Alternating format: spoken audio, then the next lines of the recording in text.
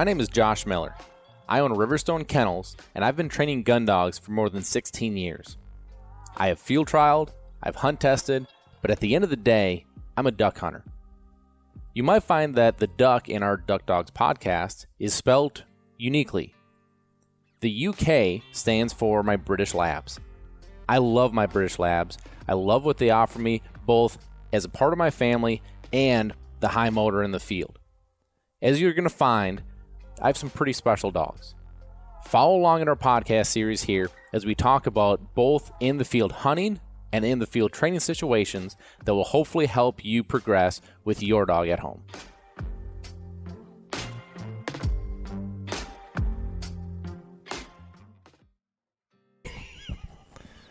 It is seriously like having a third grader with me all the time.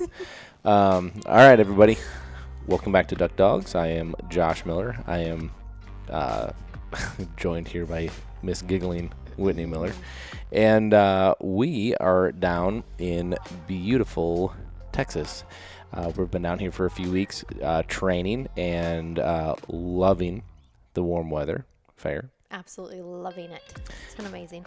And one of the things that we've been doing out here is conducting training sessions with clients we have down in this area. And what's been so awesome to me about this is that having the opportunity to connect with people that you don't generally get to connect with, just logistically, right? So like we're a 16-hour drive away, right? Mm-hmm. So naturally we don't see a ton of our clients in Texas very often.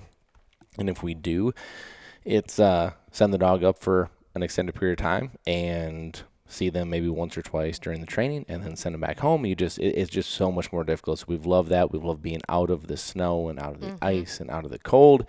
And our dogs have loved it. Oh my gosh, it's been so fun with our dogs. Yeah, just it's been, when you don't have a kennel full of dogs to have to really prioritize, for us, it's just allowed us to prioritize our dogs, which has been great for us, great for me, just mentally, and I've just loved watching, especially like you get a dog like Brock, who's getting older. He's 11 now. Yeah. And so just seeing him, how happy he is out here working, stuff like that, it means the world to me. So, what we want to do is on this episode, we want to hopefully keep Whitney from too many laughing attacks. She's been in a giggle mood today.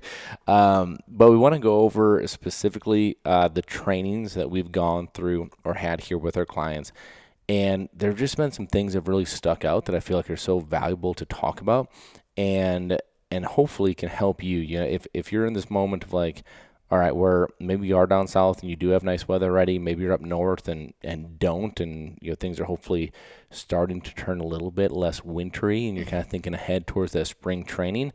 Hopefully, these are some topics that can kind of help you get rolling and kind of jump started on that, because that was the whole theme of being down here. With our clients, I wanted everybody to leave and I actually had legit notebooks, and I wanted there to be a blueprint of here are the goals, and then I took what I saw over the last few days, the last few weeks, and tried to make blueprints of, okay, here's how we're going to go achieve these goals. And I thought it was super, super beneficial. But I would challenge you to do the same thing. So what I challenge everybody to do here was write 3 goals, 3 achievable goals that they had for this summer. And we went through and I watched all the dogs worked. I watched the owners. I said, all right, so here's goal 1. Here's what we have to do. We have to go backwards. We have to clean this up. Then we take this step and go into this and then finish here.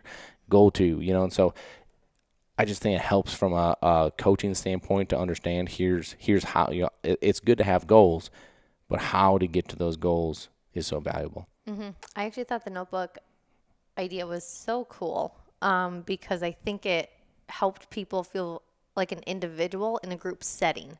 And it allowed you and that person to connect together without the whole group in a way where they felt special. You really prioritized that person and their dog at that training time. You wrote everything down so you both can reference back to it if they ever have questions or need to refer back to it. It's something that they can take from this event, physically take it, and literally continue to work through that notebook for the entire season. Yeah. Well, one of the things that I think is incredibly valuable, and this is going to be the first kind of topic that I've taken away from the last few weeks or the event weekend, is I think there's a how do I say this? I think it's taken for granted. I think there's this thought of, well, if I send a note or send a video or call and ask a question, that I should get an answer and fix the problem.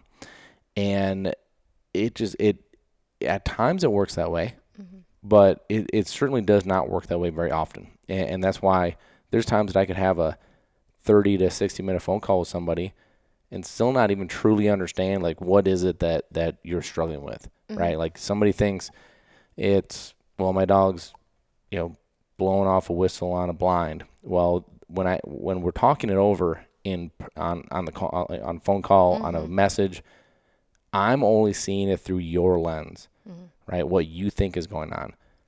The reality is that what is actually happening is probably something outside of that. Okay, so for example, we had a dog and an owner here this last weekend for the weekend event that we had done a couple phone calls together. We had done, even some videos that you had sent in, and we were trying to get over and trying to fix this issue that he was having with lining. And I mean, it was, I could tell he was getting frustrated. I was getting frustrated because, like, I can only help so much when I don't know you, I don't know the dog, I don't know. Well, within 10 minutes, we had it fixed, but I had to see it. And it was something he was doing. Well, of course, he doesn't know he's doing it. So when he's talking to me, he's telling me what the dog is doing, but I can't see what he's doing. He was communicating with the dog. The dog was doing everything he was asking. He just didn't even understand that he was asking the dog to do it because of his body language, what he was doing. So for me, being in person is so valuable, and I think that is often taken for granted. And a couple examples that I have of that recently is, through Retriever Roadmap, I really do try to help as many people as I possibly can. But I just had last week that somebody was struggling with something, and was like, hey, I really need help. Like, I need to get over this issue, and I had an 8-second video, and I'm like, I'm sorry, man. Like, I can't fix this off an 8-second video, right? Like, we're gonna need to talk about it. And even with all that, like, the struggle that I have is if I can't see it, it's so much more difficult. Now, I do feel like we're very successful helping people over phone calls, over messages and videos and stuff like that. But the point I'm trying to make is the value of being in person, the value of being able to watch it all, for me, watch it all, because it's oftentimes something the person is doing, and the person doesn't know that they're doing it, so the person can't relay that on those calls, and even the video sometimes, especially if they're taking the video. So there's so much value of being there in person. There were so many aha moments in our clients that were there. They were like, oh my gosh, I had no idea that my body language was telling my dog to do this. There was one point where someone came up and said that their dog gets a little defensive when other dogs come by. And Carlos took that dog and just was the leader of that dog. The owner was a little bit more hesitant. He himself got a little nervous, not knowing what his dog was going to do if another dog came by. And just as simple as Carlos being the dog's leader, so the dog didn't have to think about being the owner's leader anymore, was so valuable to that person to be like, oh my gosh, I just have to stand up, be a little bit stronger, show my dog that they don't have to be the leader, I'm the leader. Like something so simple like that they had no idea that just a little bit of hesitant in their body language caused the dog to react that way. Well, and Carlos was on just a few episodes ago, I think, if I recall right. And Carlos is so talented. I have Carlos come in for these events anytime that he can because he's so good with the behavioral side of things. Like he certainly trains gun dogs, but I think he's extremely talented with the behavioral side of things, to where when you really break it down and look at it, that's where a lot of people do struggle, right? Like, we can go run marks, we can go do this stuff, but like, why won't my dog calm down in this situation? Why won't my dog, behave and listen to me at the park, at the, he's so good at that stuff. It's so valuable. But I think that's one of the things he and I talked about too, is just being able to see not only the dogs, but the owners. Oh my gosh, yes. And understand, like, it's something that the owners are doing that is causing the issue that the owner believes the dog has, right? And so there's so much value there. Also, the value of being in person is seeing other people and seeing other people work and seeing other people run their dog, other scenarios and situations that come up. Yeah, I think for me, especially if you're on your first gun dog, especially, or maybe you're on your second and you're like getting more serious about it, it's hard to have a standard when you don't know what your standard is or what you want your standard to be. And I know that kind of sounds like a silly comment, but you think about it, like, okay, I go back for me, with Easton, my first dog, the reason that first season that I had him, he wasn't steady, is because I didn't know that a retriever was supposed to be steady, right? Like, my dad didn't do this. Hang on. Can you hear me now? Yeah. Okay. Yeah. We're good. It went a little staticky in our headsets. A little staticky. Hopefully that didn't come across. My dad didn't do this. When I got Easton, I had no idea what I was doing. I learned a lot from him, but I also learned a lot of learning where my standard is. Okay, so now that dog, forward, all of my dogs, of course, have been steady after that because I understood that has to be a standard. So I just look at that and I look at, sometimes people kind of working through of they want to get their dog somewhere, but they don't understand. Like, we have a lot of dogs. I think we had 3 or 4 dogs here this last weekend that the goal was to run blind retrieves. Like, that was the goal. But then looking at them, like, they're not delivering to hand, right? They're not even walking obediently to the lines, some of them. Well, we need to fix that stuff first. Like, that standard has to be there so that there's clarity for those next steps. And now, if you've never done it, you don't know that, right? But then, watching, I think when you go back and you watch 20 other dogs run, and you can see it and go, okay, I can see now why that's important. I can see now why that would set me up for the next step. I can see how not having that done is going to cause some issues or some sloppiness, or there's a lot of things, right? So the value of seeing other people and other dogs, I think, is incredible. I don't know if you noticed this or not, but day one, everyone showed up and they were so excited to work their dogs, going to the stations, and everyone was so excited.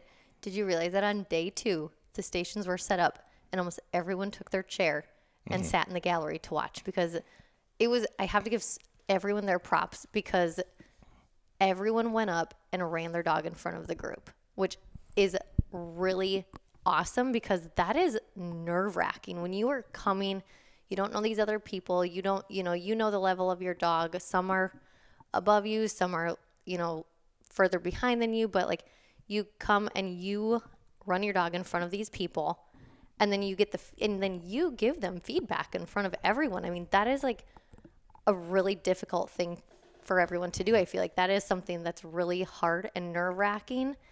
And I thought it was just so cool how everyone was there to support. Everyone was everyone would clap when the dog did great. Everyone would sit there and listen respectfully when you were giving them direction on what to do. And honestly, sometimes you would maybe take 10 minutes with the person and no one once said, hey, I'm going to go up to the other station or anything like that. Everyone was so respectful and wanted to learn.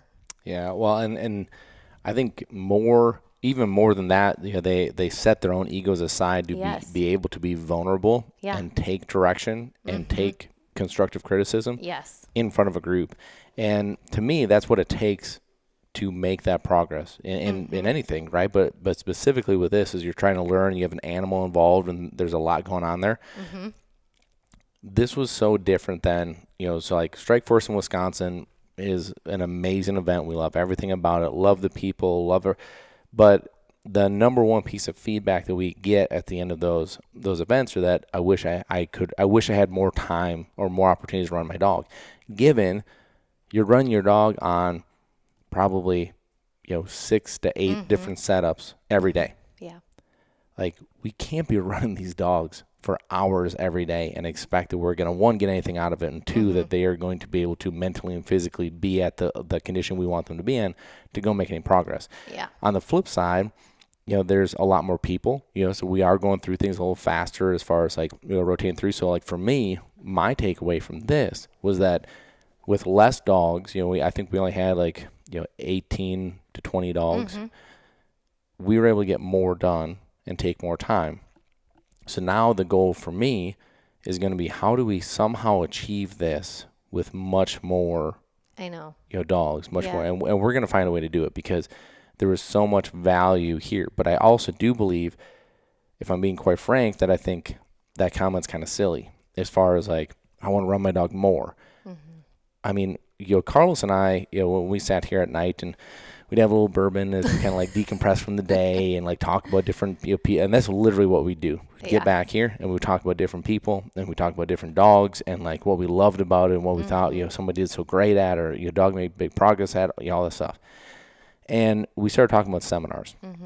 And, Carlos and I have both been to Rick Smith's, seminars, Ronnie, Smith seminars. We've been to a bunch of different seminars. And we both said that the seminars that we got the most out of were the seminars that we did not have a dog at. Now, for me, it was a little easy, because when Rick invited me to go to his seminars, I couldn't afford to go to his seminars. So he would let me come and just help and be kind of his assistant. And in turn, I got to sit and watch, and I learned so much doing that. But I learned because I didn't have a dog in my hands. Yeah. I believe, right? Because when you have a dog in your hands, naturally, there's a stress level that comes from, 1, you're in front of the crowd, 2, I'm on the spot, 3, it's amazing how many times someone's like, even training, right? So the dog's in for training, the dog's doing great. All right, we're going to insert the handler.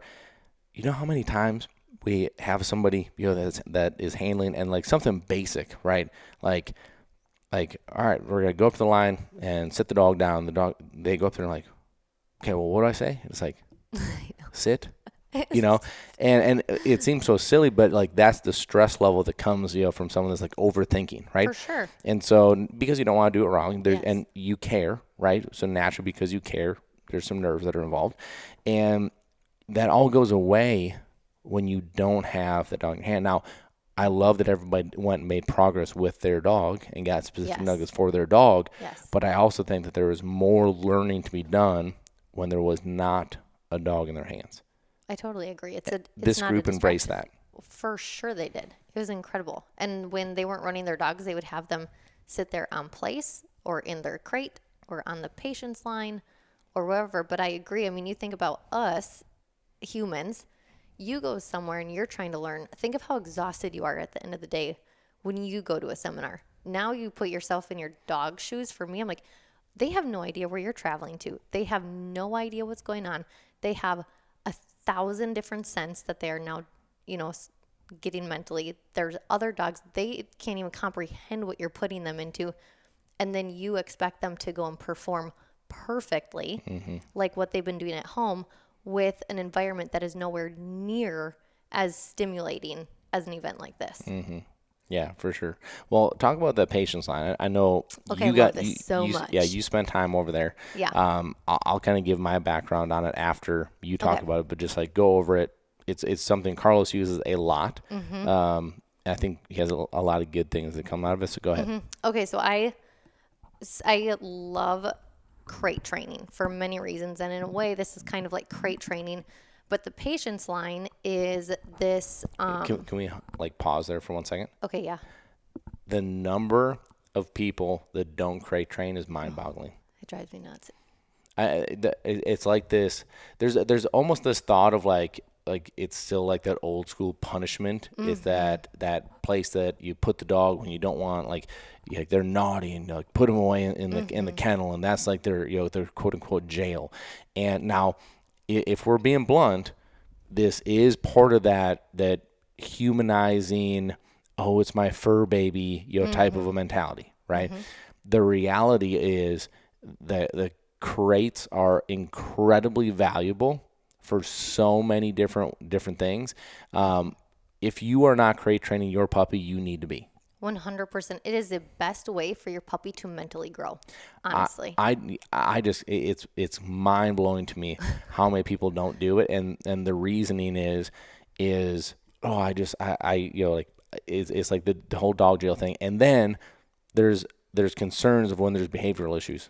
Yeah, they Right. wonder why their puppy is chewing on a million things. Why is their puppy like destroying things? It's because you are not giving them a place to be safe and mentally mature. And when they don't have that guidance of a crate and understanding how to mentally mature, how to calm down, how to be independent in a crate, they have to take that somewhere else, which is chewing on things or running around or being a little rambunctious. Now they're also puppies, but that crate helps them also potty train and gain a schedule. There's so much to it. We'll do a Yeah, separate we podcast. we could do a whole thing on it, but one thing that does like to feed off of this is the best way to curb a bad habit is to not allow the bad habit to start in the first place. Amen.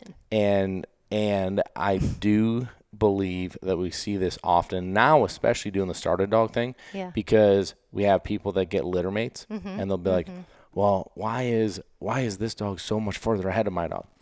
Well, because the dog's living with professionals, Yeah. has every advantage, to this dog, has every tool that we could use, has all the knowledge and all the guidance, has all these things.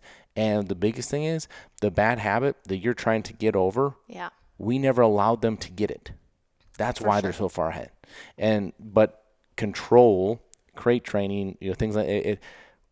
I don't want to go any further because I'm going to go through down a rabbit hole here if I don't. But I just felt like it was a good point. Yeah. As you mentioned it. For sure. Can you just do me one favor and kind of like explain so they can visualize what the patient line is? Okay, so I'll give my background on it. So patient's line, I think, is Carlos's really good way of softening the verbiage because we called it the chain gang. I love that. Yeah, well, I mean, you think about like a bunch of prisoners on a railroad, like chain gang, but that's what we always called it. We always called it the chain gang, and I think the patient's line is a much softer way of like someone that maybe struggles with a dog and their control is more accepting of putting their dog on the patient's line than on the chain gang. But to this day, I still call it the chain gang just because like I love that that's name so much. Yeah, it's in my head. Basically, what it is it's a long line, and when I say long line, it has 2 rings on each end, and which we'll drive into the ground with stakes, and that line is tight on the ground. Okay, so like actually when I pound stakes in, I pound them in at an angle so that it pulls, and then that line is really tight on the ground. And the line is like what material? Like a metal? Yeah, well the line that we have Like a cord? is like a coated. It can't be flexible. Let's put it that way. Well, it's like coated cable, right? It Cable. rolls Yes, up. that's what It I was rolls looking up, for. but it's yes, like it's cable. so. And then spaced apart, and I should have went and looked at it before we started this thing, so I had more detail. But spaced apart, there are call them little leashes, but it's just clip on one and clip on the other. I'm gonna guess those are probably 12 inches. Yeah, 12 to 16 maybe. Yeah, Depends. somewhere in there. Again, I should have had this ready. But and what you'll do is you'll take your dog and you'll snap them on one of those, and it's specifically made to where when you have, when I say like it varies in length, like we have a 4 dog, we have an 8 dog, I don't know if we have a 12 dog, but we certainly have at least an 8 dog. The 8 dog we use a lot. It's like a stakeout for multiple dogs in Right, one area. Right, but they can't they can't play with each other. They can't get to each other. And the reason that you want it to be tight is the idea of if the dog is doing anything, right? So the dog, is trying to get off the line, barking, wanting to pace. Yeah. The reason that we want that call it the leash part of it, that one end snaps to the dog's collar, one end snaps to the cable that is taut on the ground, is that it doesn't give them the availability to go do it, right? So like they can't be anxious. They can't sit there and bark because every time they bark, when they throw their head up or move, there is going to pull them down, so they get immediate correction for doing that. It forces them to chill out. Yes. Now, sometimes they have to work themselves up and they fight it, and you can tell the dogs that have less control work, they are more worked up on that because they freak out because now I have to be under control. And why to me the biggest thing is the consistency of like we as people are inconsistent. If that dog is, let's just say if that dog is barking and you have the dog at heel and you have a leash on, well, you could say, well, I could just pull the lead every time he barks. The timing is not going to be the same, and you're not going to be consistent For sure. enough for the dog to truly understand it. The line makes the correction in this case. Yes. The dog puts his head up to bark. He hits the collar because it's only, like I said, 12 inches. It brings the dog's head back down. Every single time he goes up to bark, you think about a dog like throwing his head up to bark. Bark, bark, bark. Every time, correction, correction, correction. Now, it's not a heavy correction, but the dog is physically making the line make the correction at the exact time. And so there's so much clarity that comes around it.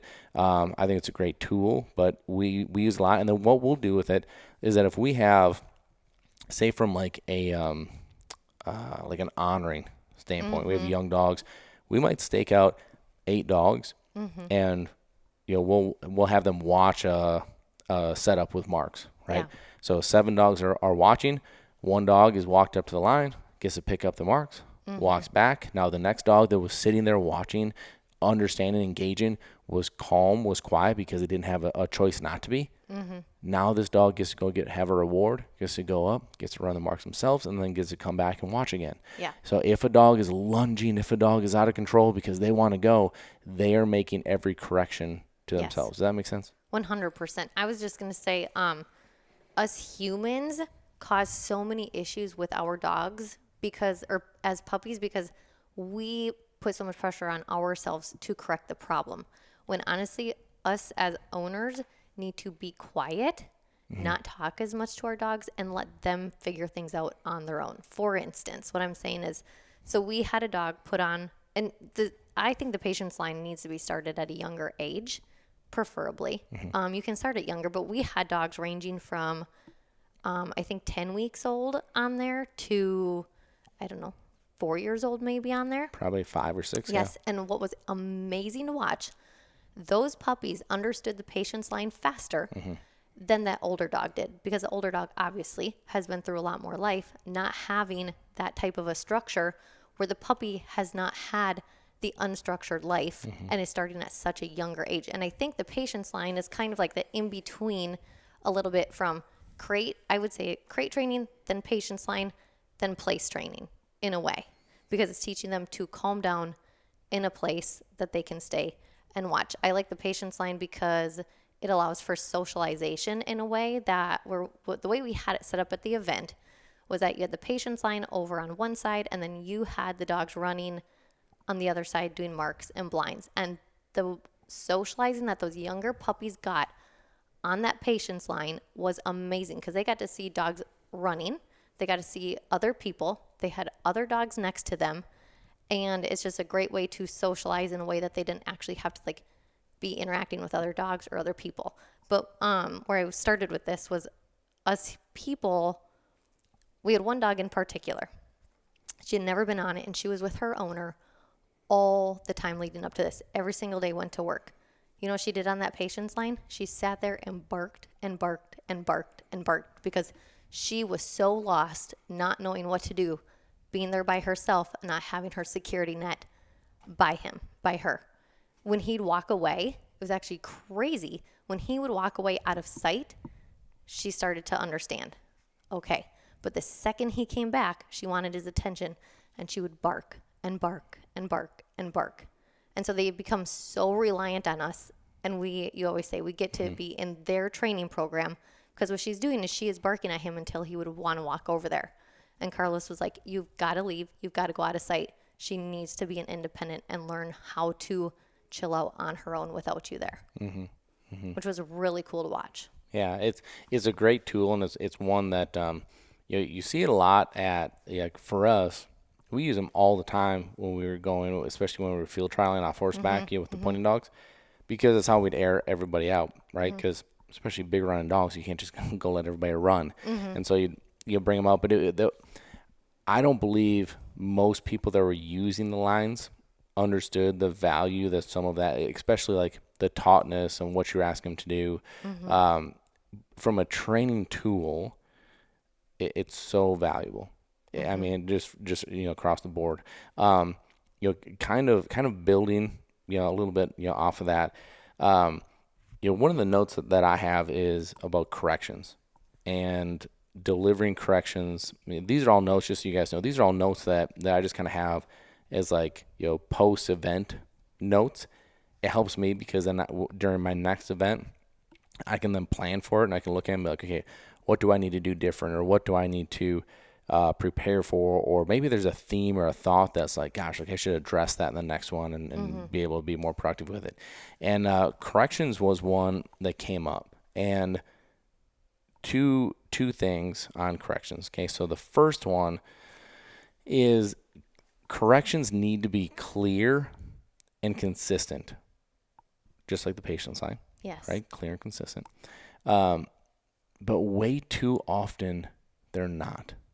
Like, I mean, it happens all the time, right? But like a good example that I have of it is, a dog that, let's just say is, oops, am I back? We're having some technical difficulties with our mobile, Our little traveling. mobile podcaster. That example, hypothetical, but it makes the point.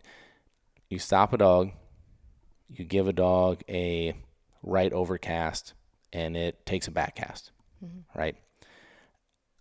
Almost every time, people want to go tweet, sit the dog back down, and then yell, no, no, no. The last thing that you asked the dog to do was sit down. They did it. And now they're being scolded. They don't understand why. It has to be right now.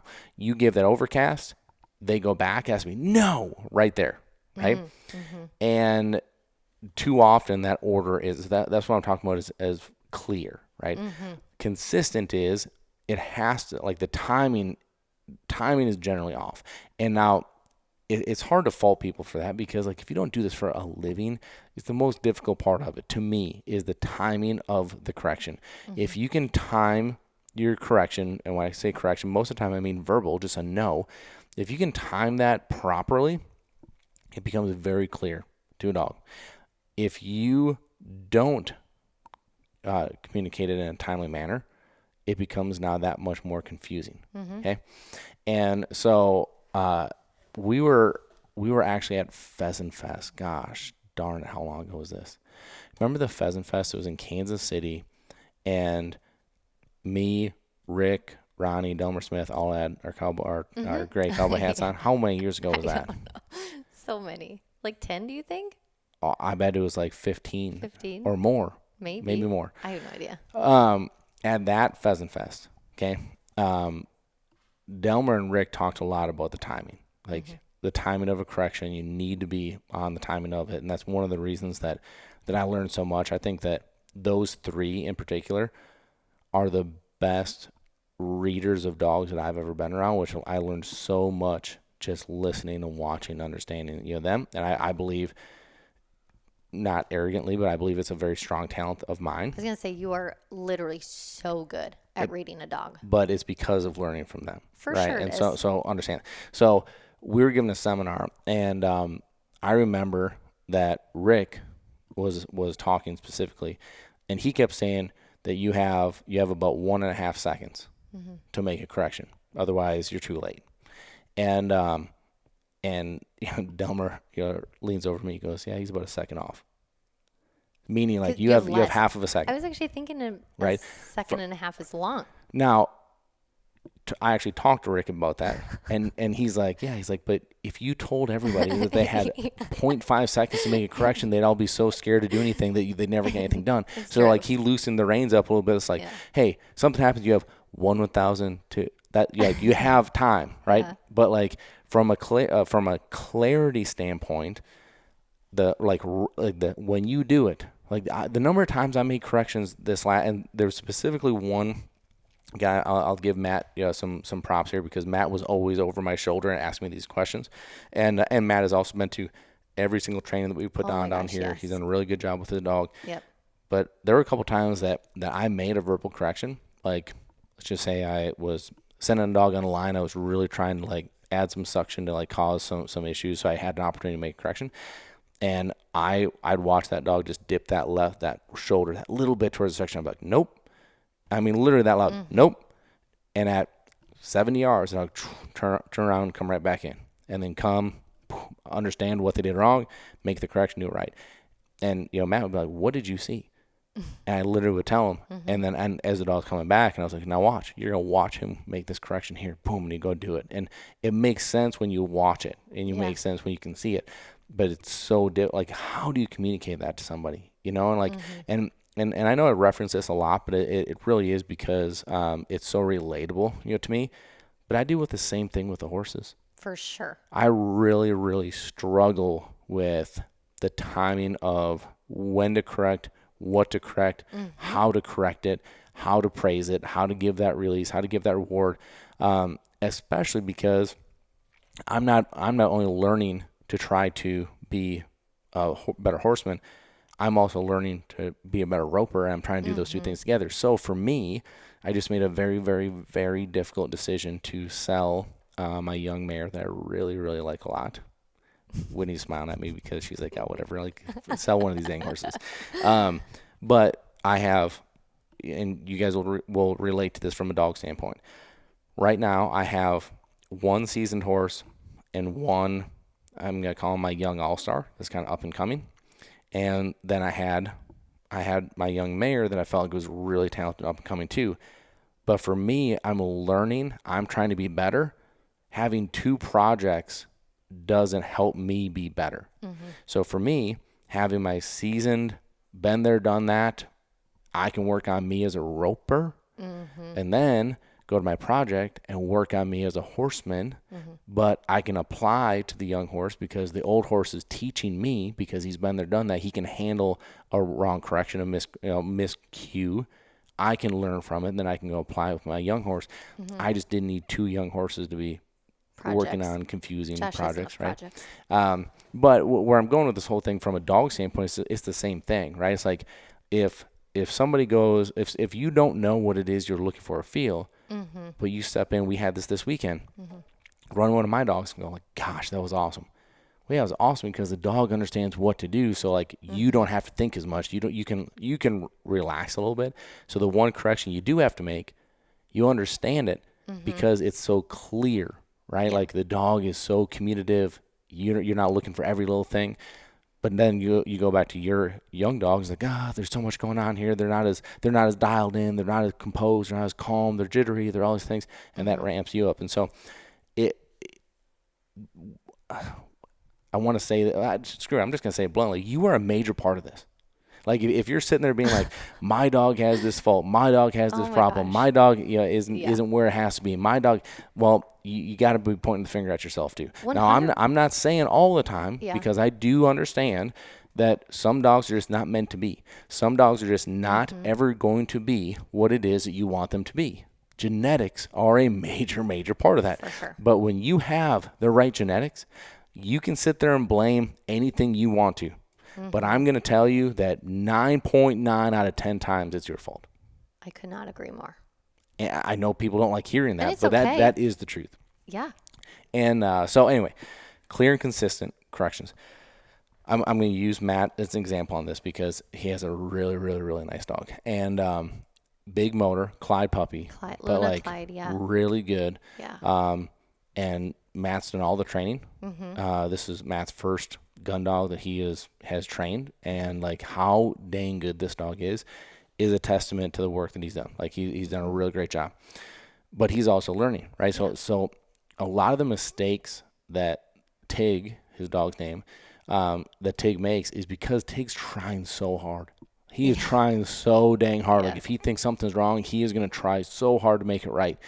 And sometimes, when the communication is not clear, the timing is off, then he's like over trying because it's not clear to him what's wrong. Okay. For sure. So Tig had never handled for anybody else.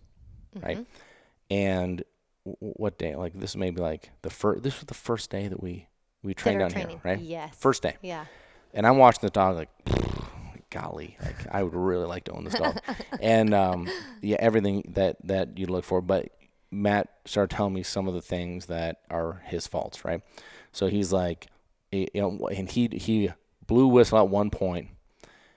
The timing was way off, his verbal correction was way off, and I mean that with all due respect. Like Matt and I've got to know each other so well over the next couple weeks or the last few weeks that I think if he listens to this, he'll kind of laugh about it. But then Tig just drove to the pile of bumpers that we had there for this blind, and he said he's like, that's one of his faults. Like if he sees where it is or he knows it's there, there is no stopping him. And so he came back, and I said, do you mind if I handle him once? And he's like, he's never handled for anybody else. I was like, that's okay. Do you mind if I handle him? He was like, go ahead. So I took Tig. I did about a 5-minute obedience session, right? Mainly so like he doesn't know me. He's never worked for anybody but, Dad. So I have to give you something to like let you know, hey, you're working with me now. Okay. So we did this obedience session. All that's good. I started, Hang on. Technical difficulty. Hopefully that, we started soft and like make sure that we're good. And then I asked a lot out of him. Right. So like I'd make a fast turn. I'd make him sit down right away. I would do and the reason I was asking a lot out of him is that I can make a correction very quick and easily at my side. Boom. Understand it. The further out you get, the harder it is for me to I can't be hard on you out there if I can't be here, right? So when I say hard on him, it was just like on the leash. I'd be like, heel, snap, sit. And just like everything, like with that leash, if I had to make correction, I made it right away. Asked a lot out of him. Good. Then we went to go do it. We went, and I told Matt, so I sent him, I stopped him, boom, he's like right there. Like, so that first stop, I was like, all right, we're on the same page, right? But one of the things that Matt was doing, he was trying to do it right, was that he'd go, tweet, and if he didn't immediately sit down, it was tweet, just like begging him to sit down. Well, Tig then doesn't understand. Like he's like, something's wrong, and it compounded the issue, right? So everything was just tweet, boom, sit down. With you. With right. Tweet, boom, sit down. And I told him, I sat him twice, and we were running to the pile he already knows is there. Yeah. Right? And I told Matt, I said, how close do you want me to sit him down? And he's like, I don't know. What do you think? I was like, well, just watch this, right? So he was going, and as soon as his head turned and he was a hair off to the left, as soon as the head turned of that, like, hey, I know where they are, and he got that one stride in, I went, tweet, and he turned, he sat right down. And I could hear Matt. Matt was probably standing by you. I just remember him going, holy shit. Like that's all I could hear him say. And so I'm like, okay, really good. Yeah. Brought him back in, and we went to another pile. And I said, okay, I'm going to sit him on this pile. Okay? Yes. He's like, okay. So I went out and did the same thing. And he literally went, and he was turning to grab one of these bumpers. I went, tweet. And he literally stopped. He brought his head up, and he looked, and he sat at me. He's literally sitting on the pile of bumpers. Insane. Where I'm going with that is like the dog had it. Like I didn't do any magic, thing in 5 minutes of obedience and that, but it was the difference of the timing and being clear. And every single time I asked him something, boom, it was clear of why, and it was clear of what I wanted him to do. There was no gray area. Right. That's the difference. Yeah. And so the clear and consistent is so important to get the most out of them. The other thing is the high levels. I don't see it a ton out of this group, mainly because I don't think people are relying on collars. I was actually going to make that point when you were talking about Tig. You did not have a collar on him. No. At all. No. Like it was just pure communication. I took the collar off of him, actually. You took the collar off. It was just pure communication and teaching him to trust you that you're the leader. That's right. But the collar side of it, people panic. 100%. Right? And when they panic, it's not a level 2, it's a level 6. Yeah. Right? And you see it all the time. It's like, tweet, sit, and then they don't do this, and it's just boom, and you just hear burp, burp, If the dog didn't understand enough to listen on that first one, you frying him is not going to make it better. No, it's going to make it worse. Oftentimes, right? Now, the dog could sit down, and you could be like, good. Now, like, there's some level of, like, if the dog's just giving you the middle finger, well, yeah, you have to I know understand, but my argument would be, if he's giving you the middle finger at 80 yards, there's something happening at 8 that needs to be cleaned up, right? So from a progressional standpoint, taking the step back. But But the high levels, one, I think cause more harm than good for the average person that is not consistently using a collar. The high levels add more issues than they solve. Okay. Yes. The other problem is that if you're, let's just use that same example, if you're at a level 6 and you're at a level 6 all the time, now all of a sudden levels 5, 4, 3, 2, and 1 are meaningless because you've desensitized them to that these don't matter, because when you come in, it's always high. So you got to come in. For me, I love, like, if I'm working on it. So for me, when I send a dog home from training and they're working on a collar, which most of the time is the case, most of the time it's a great, adds clarity to the dog of like, hey, here's Mike who's taking this dog home. I've trained, I don't know, Juice. I don't know if I ever trained a dog named Juice in my life. I saw a Juice, so I was like Juice. But this dog's name is going to be Juice. This hypothetical dog's name is going to be Juice. So I've trained Juice, but my timing is going to be different. My whistle is going to be different. My verbal is going to be different. We're saying the same things, but it's different, right? It, to me, it's like the difference of like when my mom would say, Josh, and scold me, I was like, whatever. Yeah. When my dad said it, it was like life was ending in that moment, right? Like there was just a total difference of like the response time and the respect and I think a lot of us probably have that, right? It's ridiculous. True though? It's 100% true, and the most frustrating thing as a parent, but go on. Okay. You were taking it a different way, right? But what I'm trying to say is like, I know all that's gonna naturally happen. The other thing for me is that every gray area that I've tried to eliminate and make everything black and white, naturally they're gonna go home, and instead of being in the kennel runs on a strict routine, in and out of the trailer, me not letting them get away with anything, now they're gonna go home and they're gonna be sleeping on the bed, getting on the couch, having the kids attempt to train with the dog, which is not a bad thing. We deal with it too, but it does add some clarity issues.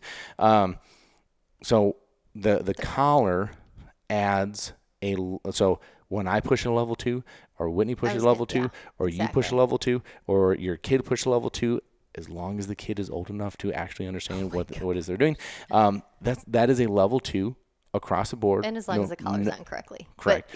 But the idea is consistency is what we're going for. Yes. That correction is exactly the same no matter who gives it. Yeah. So where I'm going with this whole thing is that it can certainly help from a consistency standpoint, but it shouldn't be relied on of like, hey, if you didn't listen, now it's or else. Now it's a punishment. Now it's because what I see is a dog like Tig that is trying so hard to do it right. He's not trying to screw it up. He's trying to do it right, which sometimes looks the opposite. Yeah. But if you flip out and you start throwing bumpers and you see him from a different perspective, I promise you can see every ounce of him is trying dang hard all the time. Please.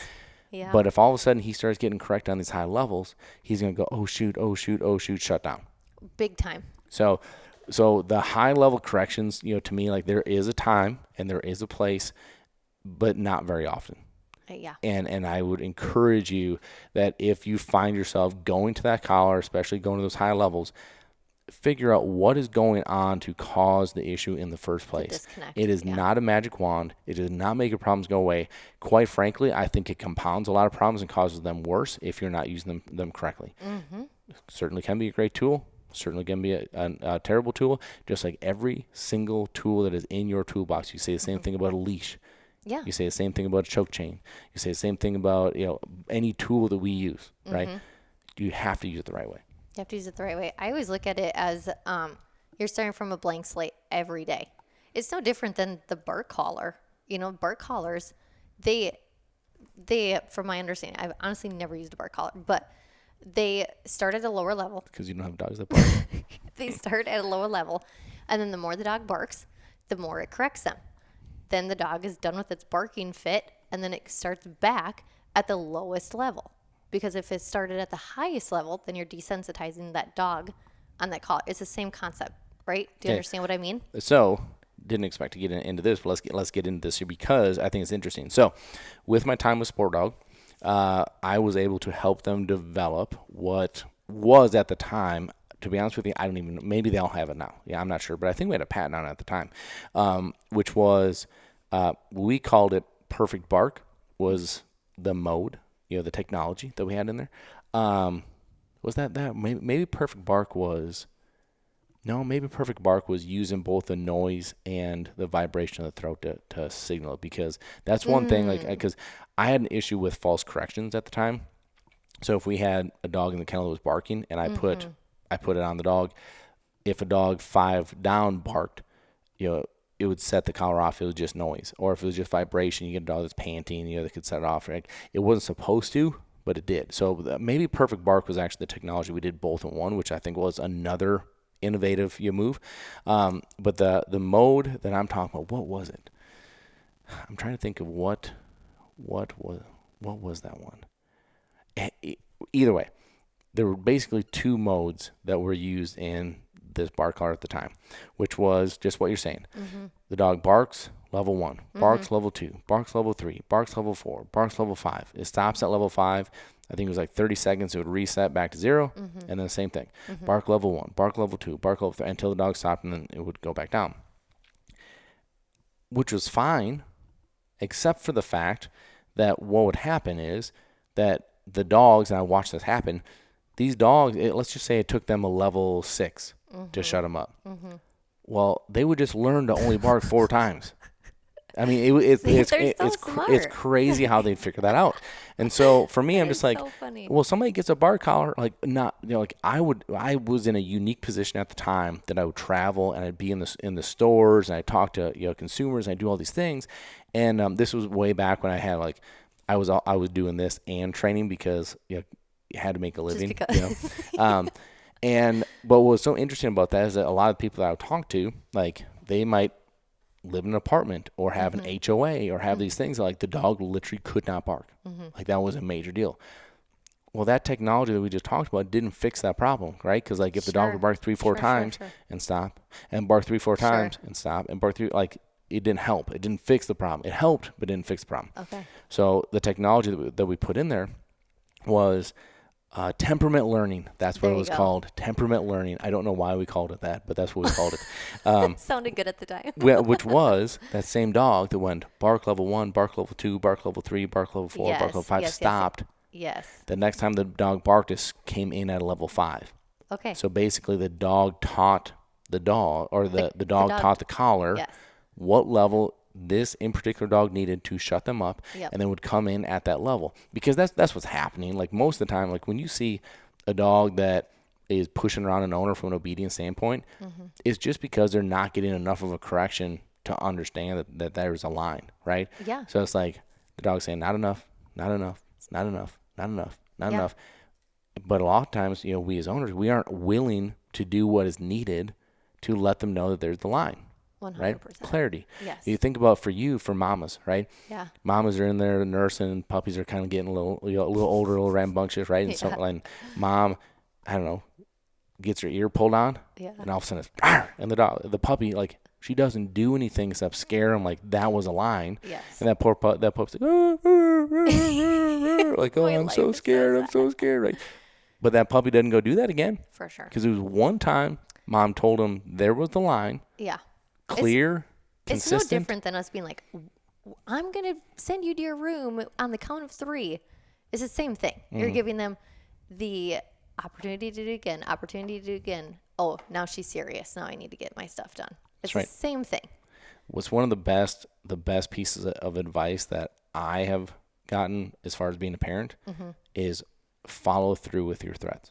Yes. When you say you do this, or this is getting taken away, or you don't get to have dessert, whatever it is, you follow through with that. Absolutely. If you don't follow through with it, now you've created this gray area. The same thing we're talking about here. I know. You've created gray area. You're not being clear. You're not being consistent. That is going to lead to issues. It's going to lead to problems. Right. And so although I at the beginning of this, yeah, I kind of made fun of, their, the whole fur baby thing. And now I'm like literally, comparing them to kids, I know. but there are a lot of similarities. Well, there are a lot of similarities, and the difference is dogs, in my opinion, need far less communication than what we actually think. We say sentences to them and expect them to understand what we're saying.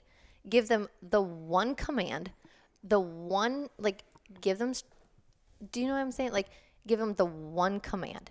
Don't sit there and be like, oh, you're, like, okay, for instance, you tell a dog comes back from a mark. We saw this with Duchess. We were talking about this. So we talk and we talk and we talk to them, to our dogs.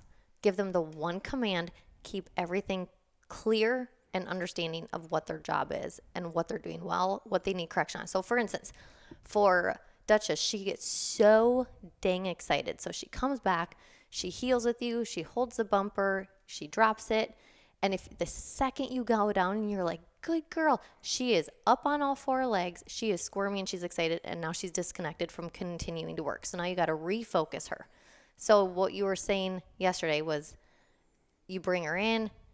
You're Well, shaking your head. well, no, the big thing is, like, I think that we had this conversation a couple times over the weekend too, but like, I'm not saying you can't love your dog, and I'm not saying you can't have, your personal relationship with the dog, and I can't, like, but you got to understand, like, you cannot go from that. The dog is all over the place, is laying on the couch, is doing what it wants to do, it runs in the backyard, you need to call 19 times to come in, and like, oh, we're going to go hang out at the brewery and then go to this dog park and do all these things. Oh, and then now we're going to like walk into this field and go run a master level test, and you better be perfect. Right. Like that is just so dang difficult. Like you can't have that expectation. I'm not saying certain dogs couldn't do it, but it's very, very, very difficult. And your expectation, I believe that you just need to understand, like, what, again, going back to standards, like, what is your standard? What is it that you want? Do you want that dog that's really dialed in and performs at a high level? Do you want that dog that is going to be, your companion that goes everywhere with you, and you understand there's going to be a lot of gray area that is involved in that? You need to understand that there's going to be some things I'm going to have to accept because the issues I'm creating. There's some things there that I just think it's so unfair to get after that dog, or to start correcting that dog when all of a sudden, like, for whatever reason, your mindset changed. Now, I'm not saying you can't do it, right? Because yeah, I made a comment to one of the gals that was at the train this weekend. I was like, look, like, I'm totally fine with you, being, quote unquote, fun mom over here. But when you come and you want her to be an athlete, and you're going to go be coach, you're going to have to be a strict coach, and you're going to have something that tells her this is now time that I'm not going to screw around. I'm not going, but also, like, the issues that this dog was having was a lot because of that. Like, like everything is soft and everything is very quiet, and like, and then all of a sudden it's supposed to be high intensity. Really difficult, to be able to flip that switch. I have one more thing I want to talk about. We have not talked about this, but something sticks out to me. I think it'll be the same thing for you. What do you think the number one, like, what was the most impressive thing that we demonstrated or talked about or brought young dogs through in the weekend?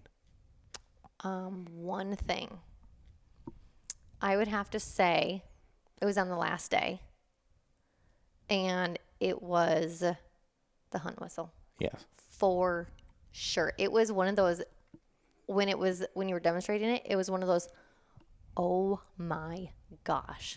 Everyone was blown away by how cool it was. So I want to go over the hunt whistle, because if you've never heard of it, if you're new to listening, to me, or if you just aren't sure, maybe you've heard me say it before and we haven't, deep dove into what this actually is. Let me do that for a second, because I believe it's the number one tool that you can have in your toolbox when you go on a hunt. Now, to quote to quote my good buddy Mycon Mora, who's a stock Oh, dog. yes. He literally has his book titled "Train a Dog." I should have his book with me so I don't misquote this. Oh, gosh. I believe it goes, "Train a working dog that can trial, not a trial dog that can't work." Ooh. And what I love about that is I think there's a lot of similarities there. Like, if you're so dialed into tests and like everything has to be about the test, you gotta and there's nothing wrong with that, but like there's a lot of times that those dogs aren't going to be the dogs that like on a hunt are going to be like, oh wow, right? Yeah. To me, I'd rather have a hunting dog that can test rather than a test dog that can't go hunt. My personal opinion. But with that, the hunt whistle is one that you're not going to be able to use in a test, but I believe is the most valuable command that you can have on a hunt. So what the hunt whistle would be is that you're running a blind, and if you just close your eyes, put yourself on a hunt, okay, think about any blind that you've run on a hunt. How often do you know exactly where that bird is? And I think if you're honest with yourself, you'd say not very many. Like out of 100, probably single digits. Like you know exactly where that bird is. One, because is it a cripple? Is it moving? Is it, where is it? Two, a lot of the blinds that we end up running, other people are directing us and telling us where that bird is.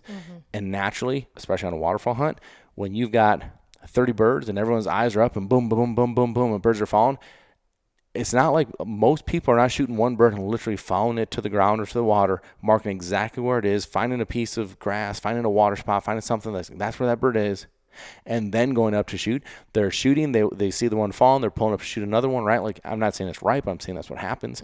And so for us, like we're putting these dogs in a situation where, in training, we are running them to an orange stake.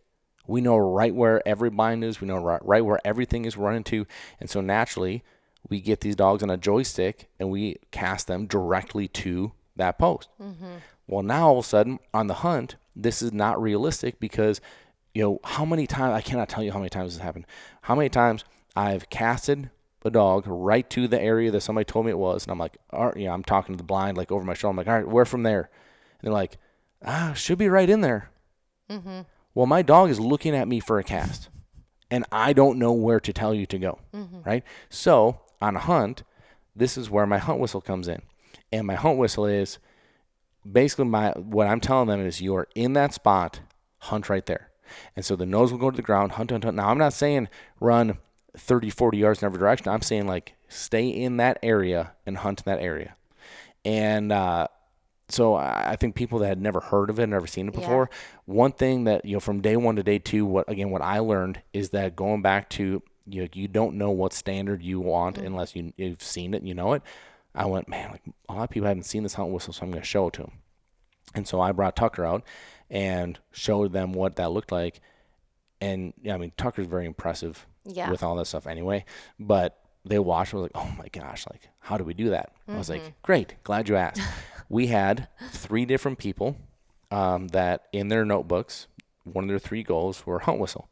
So I was like, great, let's bring all 3 of those dogs up and we're going to start every one of those dogs from scratch right now in front of everybody. And I just thought it was so neat. All 3 of those dogs went through it differently. All 3 of those dogs picked up on it differently, but everybody understood how to start that and everybody understood the value of it. And I just thought it was such a cool moment, to see that, because it was, again, like you are teaching and watching these wheels turn in the dog's head. It was so cool. I think it's, oh it my was gosh, super because cool. you see the dog, they're like looking at the handler as they're starting, and the everything to teach them the hunt whistle, and you see the dogs and you see them like looking at the handler like, what in the world are you telling me what to do right now? And it was valuable for me to be over the shoulder being like, it's Yes. okay. Just be consistent. Just be consistent. Like I'm Yes. talking the owner through, because naturally, if you've never done it before, it's easy to panic and be like, oh, they're not getting it. They're not. Yeah. Just stay with it. It's okay. Yes. Like there was so much value there. I felt like, but that hunt whistle is like, if you're a retriever robot member and you're like, I need to know more about this, you have a whole section on it. Go into that section, learn about it, teach your dog it. It's great. Now I always wait until after I have my dog running very proficient blinds because I don't want them breaking down and using their nose. But once Yeah. we're running really proficient blinds and we're really solid with all that, then I would insert this as, and it's a cast. You know, Yeah. it's not a cast I'm asking you to carry, but it's a cast in the fact that I'm asking you to perform a task after I blow a whistle. This is what I'm asking you to do. And stay under control And under while control, they're right? hunting on their own. Right. It was incredible. And what was cool about it with the Tucker side of it, I was able to show, one, all right, this is what it is. And then we went through and we taught these 3 dogs. And, certainly didn't get a finished product on any of them, No. but like really good starts on them and saw the start of the process.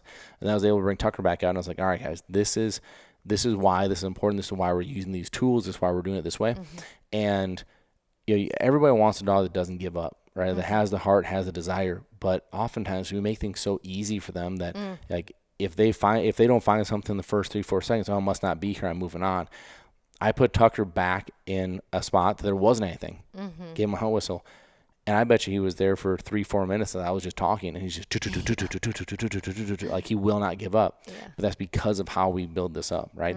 How many times, especially with a cripple, whether it's a crippled rooster that you winged or a teal that you sailed into some weeds, those birds are going to try to evade and bury themselves and get like, stay in there and figure that out. Stay in there and find that, like have that heart, and the way that we do it, creates that. But it was a really cool thing. That was my favorite part probably of the whole weekend. It was incredible. Tucker did a great job. Yeah, for sure. And it was fun watching it. Yeah. And it was really fun to watch the new dogs learn something from the weekend like that. Yeah, for sure. Well, the thing that blows me away, just kind of wrap some of this stuff up, is again, just the people. I was just going to say, oh my gosh, the most amazing group of people. They made it so much fun. Yeah. It was just so fun. Like, you felt like you were with a group of friends that you hadn't seen in a while. And a lot of them I met for the them. first time. That's right. It was so cool. Like, everyone is just so nice and so eager to learn and like willing to help, and like everyone is just so humble. It was so awesome. Yeah, which is not the norm for a lot of dog groups. When you hear people, they talk about the intimidation or like that, people said I had to do it this way or else, or like, and I'm not just saying sporting dog groups. I'm saying like, I've heard this from obedient groups. I've heard this from dock jumping groups. I've seen like people just get overly intense, when it's around the dogs, and it's like, well, it doesn't have to be. It doesn't have to be that, But it was a really fun group. I really enjoyed it, and we'll enjoy another couple weeks down here and I know. have that nice weather, and then have to head back home. Go back home. That's right. Puppy season. Puppy season, indeed. All right. Gosh, we have a lot of stuff to talk about, but we're not going to do it now. I'm not even going to tease it because I think I have some cool things we're going to talk about. But we're going to wrap it up for today here. Hope you guys enjoy the time, and hope you guys enjoy the rest of your day and have a great rest of the week. And we'll come back and talk to you again soon. Bye.